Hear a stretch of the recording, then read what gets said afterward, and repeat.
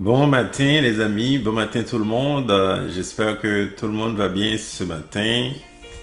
C'est l'apôtre Louis Armand Paulin ce matin. Très content ce matin de faire un live Facebook. Nous avons un sujet très important, très intéressant ce matin. Je vais parler de la révélation de Jésus-Christ. Alors, donnez-moi juste peut-être 30 secondes, je vais partager la vidéo. Je vous reviens. Vraiment, ce matin, euh, c'est un, c'est un live, je pense, qui va toucher beaucoup plus d'un. Alléluia. Alléluia. Je crois que beaucoup seront touchés ce matin par ce live. Parce que je vais parler de quelque chose extrêmement, extrêmement important.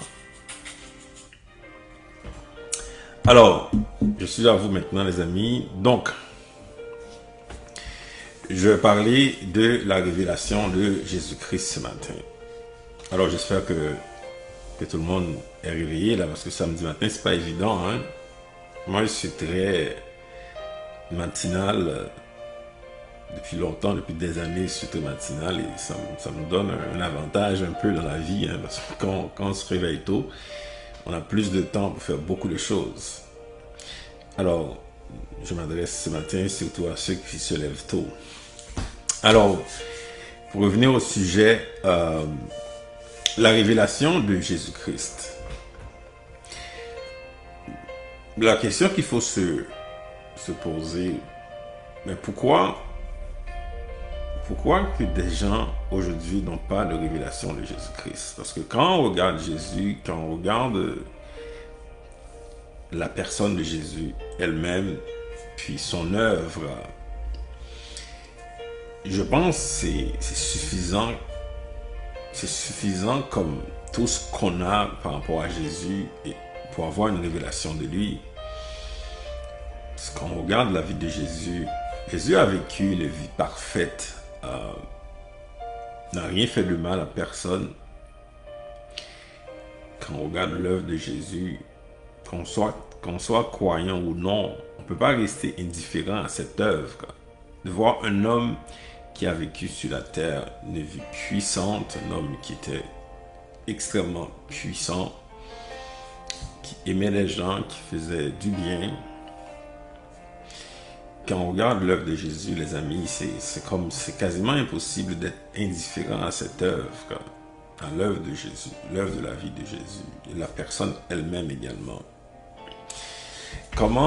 La première question qu'on peut se poser ce matin, là, comment un fils de charpentier, voyez-vous là, il faut réfléchir un peu là, comment un fils de charpentier lui-même a pu diviser le temps entre avant et après lui. Donc si nous sommes aujourd'hui en 2023, c'est 2023 après Jésus-Christ. Comment un homme peut faire ça? Un homme aussi simple, right? Si on regarde un peu sa vie là, c'était juste un charpentier. Comment qu'il a pu faire ça? Et quand on regarde les choses que Jésus a fait, Jésus n'était pas juste un homme. Si aujourd'hui on en parle, même après plus que 2000 ans, là, on parle de Jésus, là, les amis, c'est pas juste un homme qui a vécu sur la terre, là. Vraiment, il y a tellement de choses qui sont dites sur Jésus et aujourd'hui, des gens témoignent, il y a des milliers, des millions de personnes qui témoignent de Jésus-Christ, c'est même des milliards de chrétiens dans le monde, donc ce n'est pas négligeable, les amis, c'est quelque chose qui est très important et on doit se poser la question, on doit vraiment chercher à connaître, parce que le moindrement qu'on est curieux dans la vie, on doit chercher à connaître. Alors, la question initiale, pourquoi des gens aujourd'hui n'ont pas de révélation de Jésus-Christ alors que d'autres en ont? Pourquoi moi je parle de Jésus très souvent et il y a d'autres qui font pas ça? Vous voyez un peu? Donc, il y a une réponse à ça. il y a une réponse. La réponse, d'abord, c'est le manque de révélation. Il y a des gens aujourd'hui qui n'ont pas de révélation de Jésus-Christ. Je vais parler de trois choses. Il y a trois mots, principalement, qui empêchent les gens d'avoir une révélation claire de Jésus-Christ. Trois mots. Il y a d'abord besoin. J'aimerais que chaque personne puisse se rappeler de ces trois mots-là. Il y a besoin, il y a perspective, il y a vérité. Trois mots. Ce matin, là, si tu n'as pas une révélation de Jésus-Christ dans ta vie, c'est à cause d'un de ces trois mots. Besoin, perspective, hein? Troisièmement, vérité. C'est l'un ou ces trois mots qui t'empêchent aujourd'hui d'avoir la révélation claire de Jésus-Christ. Besoin. Quand on parle de besoin, là, parce que l'être humain vit beaucoup pour ses besoins. Il y a beaucoup de gens aujourd'hui qui ont des besoins et maintenant c'est beaucoup plus. Quand on regarde là, les gens ont toutes sortes de besoins aujourd'hui. Donc, il y a des gens, évidemment, qui ont pu vivre parce que par la force des choses, par le travail, ils ont pu satisfaire certains besoins de leur vie. Ceux qui sont riches, par exemple, peuvent dire que moi, je suis riche. Et donc, à cause que une partie de mes besoins sont satisfaits, ce n'est pas la peine de chercher Jésus, ce n'est pas la peine d'avoir une révélation, parce que la personne dit, moi, mes besoins, entre guillemets, sont comblés. Hein? On peut payer ses factures, on est capable de manger à tous les jours. Mes besoins sont comblés à ce niveau-là. Et puis bon, on n'a pas besoin d'aller plus loin. Hein? Ça, c'est... Il y a des gens qui pensent comme ça. Même cette semaine, j'ai eu à parler avec quelqu'un qui me dit que souvent, c'est des gens des pays pauvres qui ont la foi en Dieu. Il a un point par rapport à ça. Et donc, à cause des besoins des gens aujourd'hui qui sont capables de subvenir à leurs propres besoins, ils disent que c'est pas nécessaire d'avoir cette révélation de Jésus-Christ. C'est pas nécessaire parce qu'il y a une partie de leurs besoins qui est satisfaite. De l'autre côté, il y a aussi des gens qui n'ont pas les moyens. Ça, on parle des gens qui vraiment qui vivent dans des situations très difficiles, très précaires. Ils ont évidemment des besoins qui ne sont pas satisfaits. Ces personnes sont en train de chercher Jésus à cause de leurs besoins. Donc, ces personnes ne sont pas mieux là. Elles ne sont pas mieux parce que ces gens-là cherchent Jésus uniquement à cause des besoins. Donc le besoin dans ce cas, ça empêche deux groupes de personnes. Ceux qui sont riches, il y en a qui disent que moi, mes besoins sont satisfaits, j'en ai pas besoin. Et ceux qui sont, entre guillemets, pauvres, qui cherchent uniquement pour leurs besoins. Donc, vous voyez un peu là, le besoin de quelqu'un ce matin l'empêche de connaître véritablement qui est Jésus. Que ce besoin soit satisfait ou non, le besoin ce matin empêche beaucoup de personnes de connaître véritablement Jésus-Christ, d'avoir une révélation claire de lui, parce que c'est conditionnel à quelque chose. La personne vit pour les besoins. Les besoins sont satisfaits, entre guillemets, j'en ai pas besoin. Les besoins ne sont pas satisfaits, eh bien, je suis en train de chercher Jésus pour ces besoins. C'est un peu la situation qu'on a vue. Si vous lisez un peu la Bible, dans Jean 6, Jésus parle de ces choses. Il avait fait un miracle, vraiment multiplié des pains. Les gens ont mangé. Puis ces gens-là suivaient Jésus. Jésus de leur dire que vous me cherchez, c'est pas à cause des œuvres. Vous me cherchez, c'est parce que vous avez mangé. Donc, il y a des gens aujourd'hui qui cherchent Jésus uniquement pour la nourriture à cause des besoins. Et à la fin de ce texte, si vous lisez un peu là au verset, et à la fin de ce texte de Jean 6, Jésus a fait un discours. Il a dit, c'est moi le pain de vie. Il a fait un discours un petit peu décousu pour eux. Là, il a dit, vous devriez manger ma chair, vous devriez boire mon sang. Ils ont été scandalisés par ça et puis plusieurs de ces personnes sont parties. Vous voyez un peu? Alors qu'ils étaient en face de la vie, ils étaient en face de Jésus-Christ qui représente la vie, le pain de vie. Puis, ils sont partis parce que Jésus parle de quelque chose qu'ils ne comprenaient pas. Donc, le besoin aujourd'hui t'empêche, toi qui me regardes ce matin, c'est à cause de tes besoins que ces besoins soient satisfaits ou non. C'est à cause de cela ce matin, tu n'as pas la révélation de Jésus-Christ ce matin.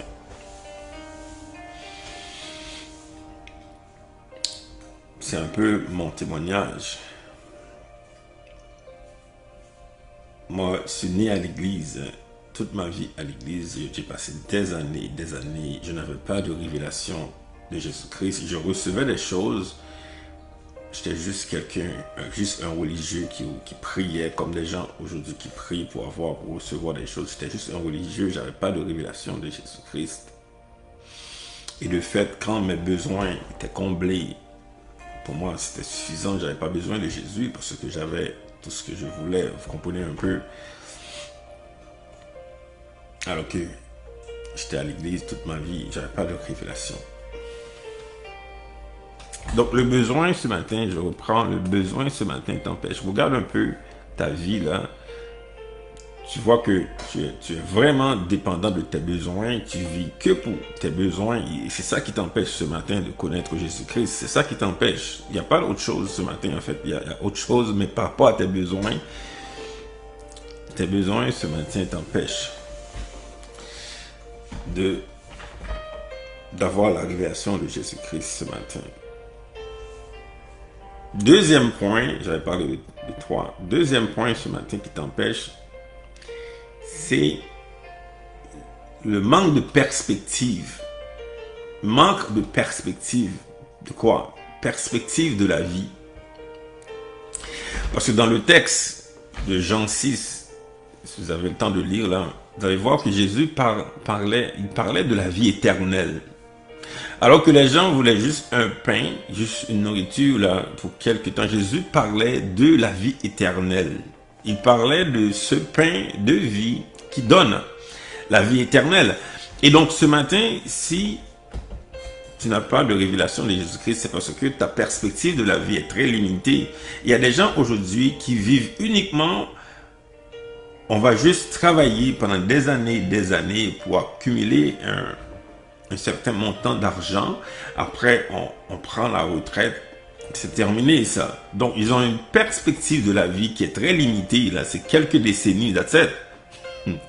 Et donc, ta perspective de la vie aujourd'hui t'empêche d'avoir la révélation de Jésus-Christ. Parce que toi, tu limites la vie à quelques décennies.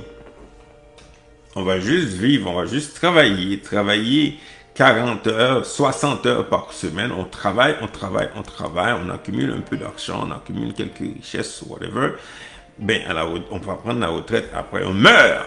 C'est ça la perspective de la vie, très limitée. Et c'est ça aujourd'hui qui t'empêche d'avoir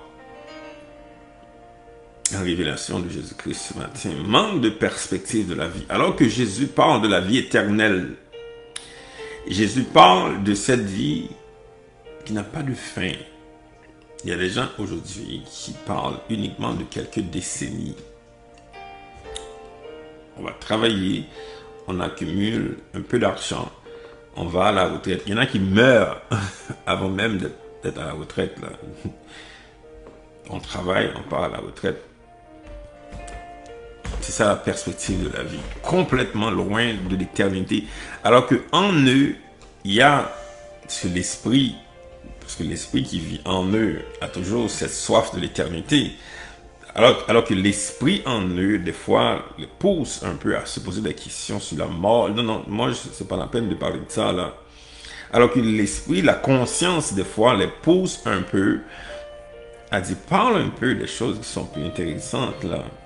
Parle un peu d'éternité. Oh non, non, ça m'intéresse pas, là. Quand on voit un genre de vidéo comme ça, là, non, non, je veux pas regarder ça parce que moi, je veux pas parler de l'éternité. La conscience parle de l'éternité. Non, on veut pas en parler. On veut juste se concentrer sur quelques décennies, sur quelques temps sur la terre. On veut pas en parler. Manque de perspective de la vie. Et c'est ça qui empêche à beaucoup de personnes ce matin, qui t'empêche, toi qui me regardes, d'avoir la révélation de Jésus-Christ, parce que tu as une perspective qui est très très limitée de la vie, à quelques décennies, alors que la vie est éternelle. Jésus-Christ a parlé de la vie éternelle, et toi tu le sens en toi, là, que tu ne vas pas, même si tu meurs, là, ton esprit ne mourra pas, tu le sais déjà, là, ton esprit, l'esprit qui vit en toi ne meurt jamais. Alors tu vas où après, là? Pourquoi tu te concentres uniquement sur quelques décennies alors que en toi tu sens que tu vis pour l'éternité? Et c'est ça la situation aujourd'hui. Donc le manque de perspective, le manque d'écoute, même de soi-même, c'est ça qui empêche à beaucoup de personnes ce matin d'avoir la révélation de Jésus-Christ.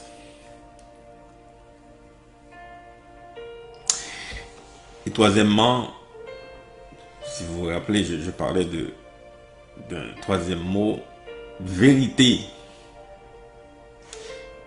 Premier mot, si vous vous rappelez là,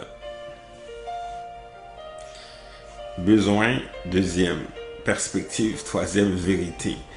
La vérité, il y a beaucoup de personnes aujourd'hui qui ne cherchent pas la vérité. On va juste prendre, il y a des gens, c'est ça qu'ils font, hein? On va juste prendre ce que la science nous dit, right? Ce que les gens nous racontent depuis longtemps. On va aller sur Internet, là, on va aller sur YouTube, on va taper la vie, whatever, et puis on va juste prendre ça comme vérité, right?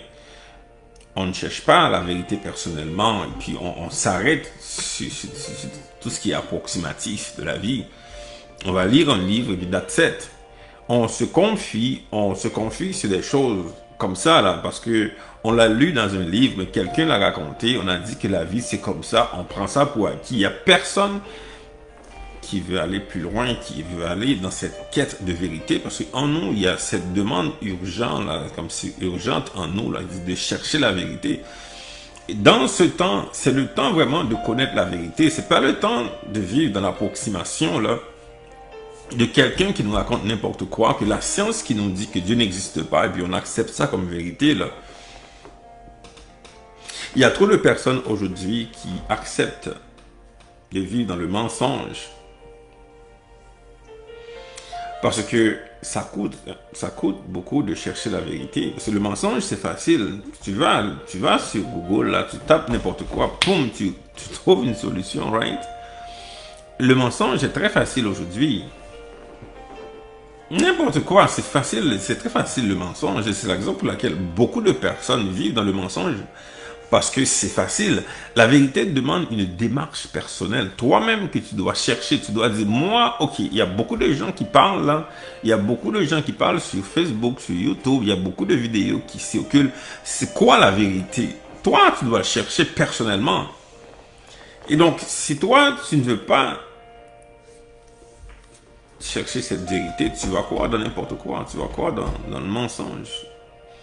Et aujourd'hui, il y a beaucoup de vidéos qui circulent, il y a beaucoup de paroles, il y a beaucoup de choses qui sont totalement fausses.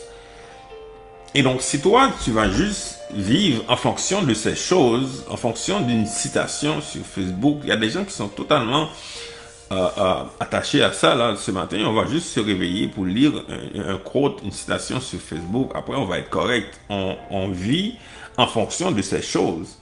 des gens qui écrivent des choses, ben, on vit en fonction de ça. C'est ça la vérité pour nous. La vérité, les amis, il faut la chercher. Et on a la vérité, on le sait. Parce que quand on a la vérité, on ne se pose plus de questions, on vit bien.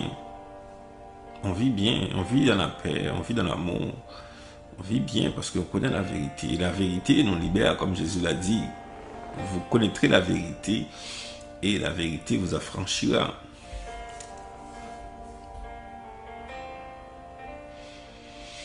Alors ce matin, c'est quoi qu'il faut faire par rapport à ces trois choses, par rapport aux besoins, par rapport à la perspective, par rapport à la vérité.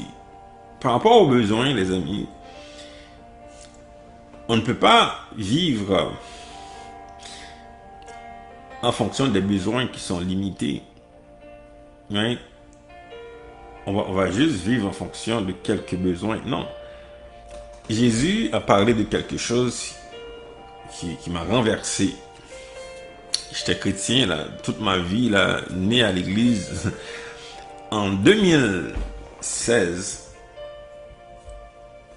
Jésus a parlé, il y a un texte dans la Bible, dans Jean 10, verset 10, il a parlé de la vie abondante. Quand j'ai découvert ça, là, je dis, waouh, la vie abondante, mais c'est quoi ça?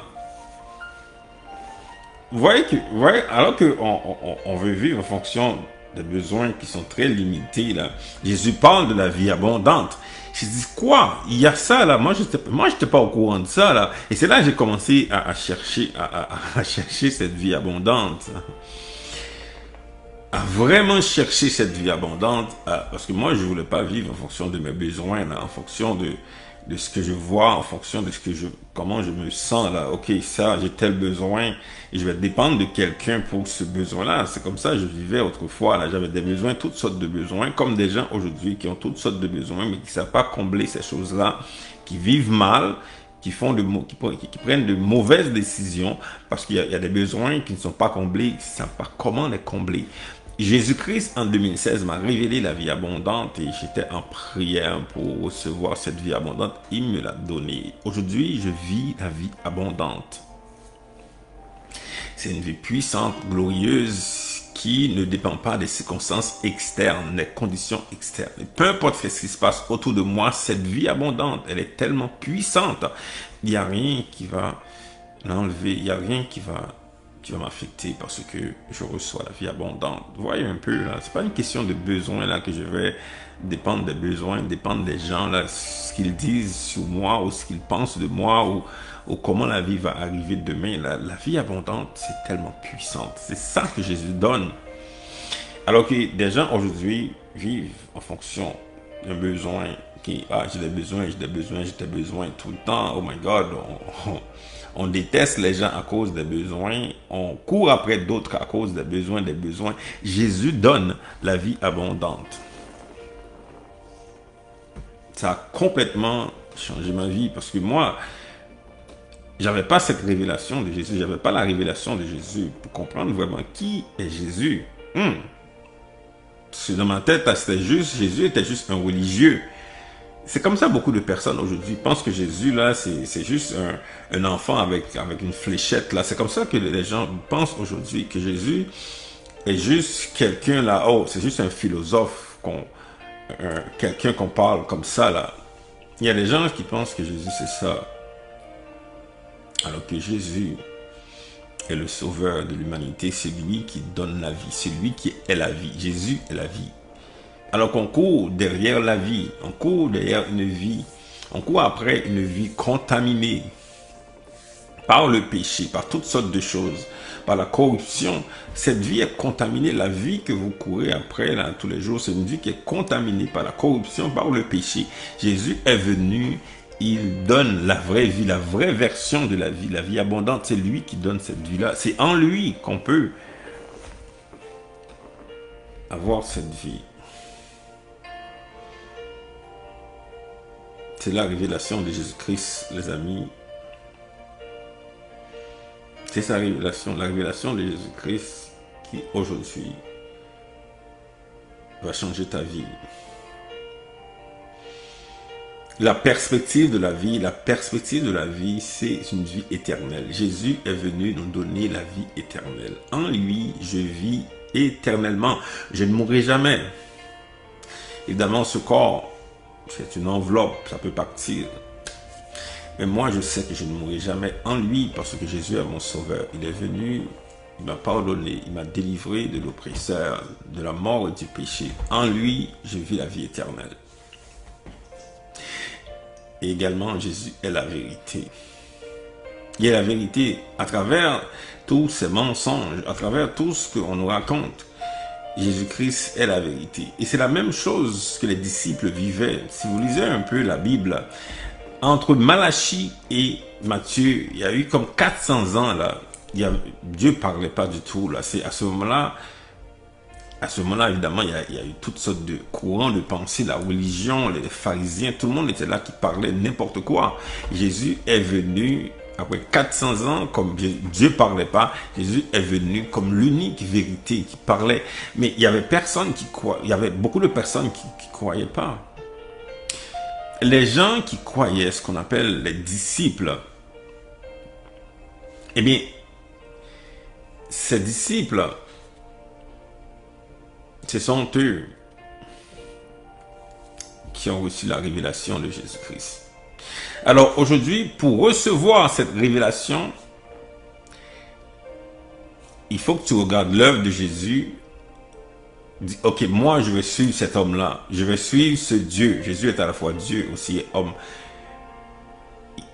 Pour recevoir cette révélation, parce que les gens de l'époque qui ont reçu la révélation de Jésus-Christ étaient des disciples, des gens qui décidaient, ok, je sais qu'il y a beaucoup de choses qui se passent là, moi je vais suivre Jésus. Parmi ces personnes, il y avait Pierre. Pierre, dans le texte de Jean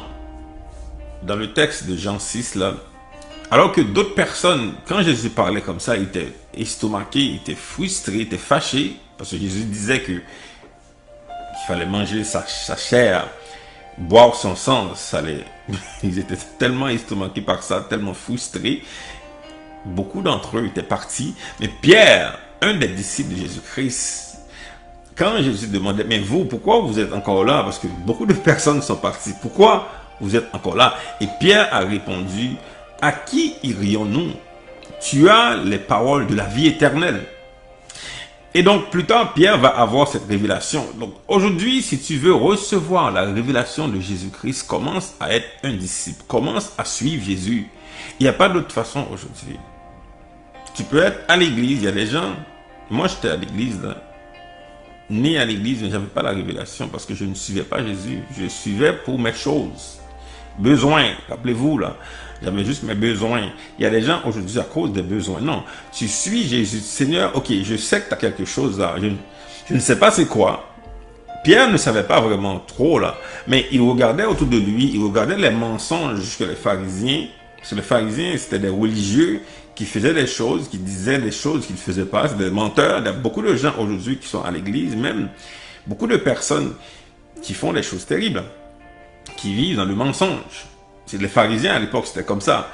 Donc Pierre disait non, non, moi là, je veux la vraie affaire là, comme on dit au Québec. Je veux ce qui est vrai. Je veux ce qui est vrai. Et Pierre avait vu en Jésus cette vérité. Il dit ok, moi je vais suivre cet homme.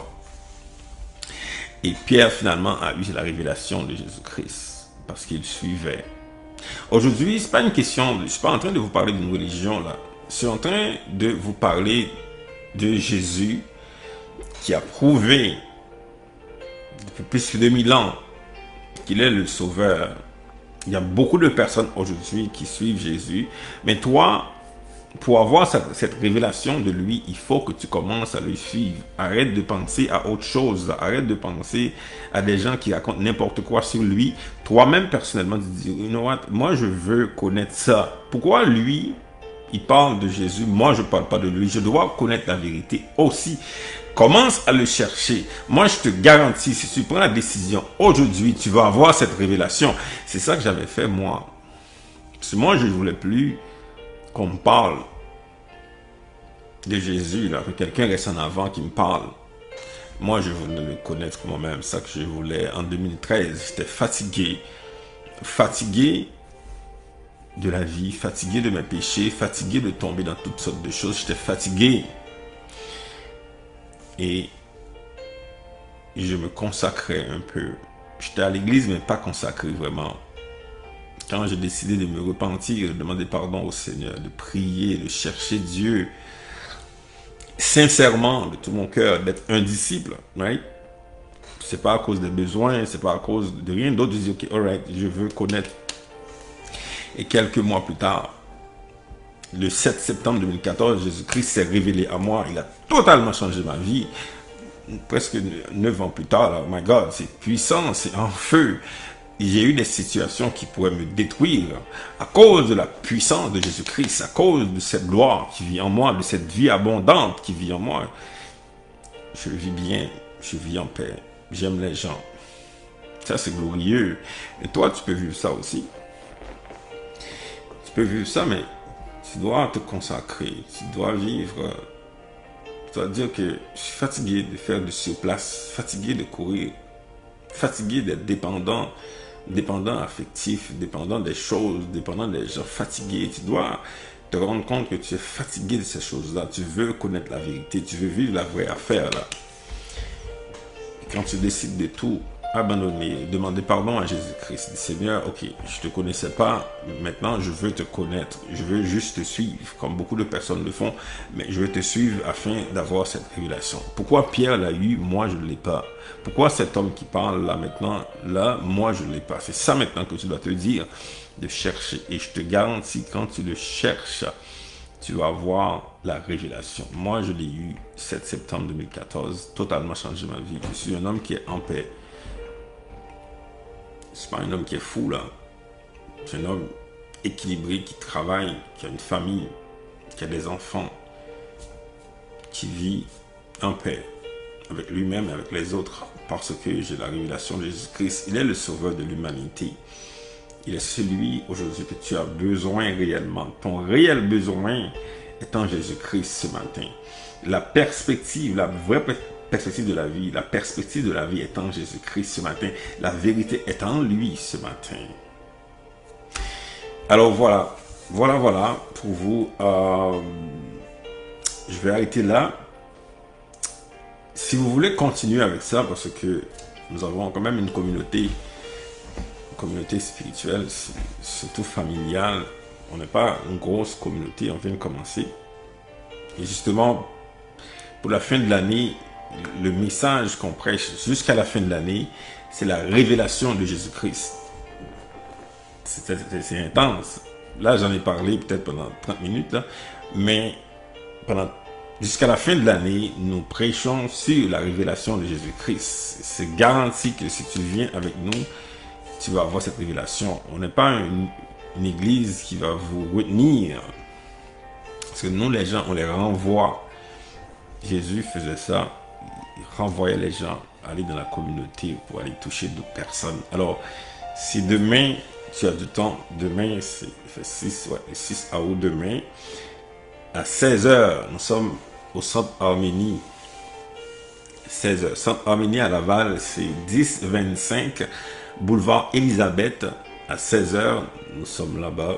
Si vous voulez savoir plus, si vous voulez me parler également des questions, si vous voulez connaître plus, bon, on sera là pour discuter. Je n'ai pas beaucoup de temps pour répondre aux messages privés, là, je vous le dis. Mais si vous voulez nous rencontrer, on peut prendre un temps. Donc demain, 6 août, au Centre Arménie, 1025 Boulevard Elisabeth à Laval à 16h. Alors voilà. Bonne journée à vous. À bientôt. Bye.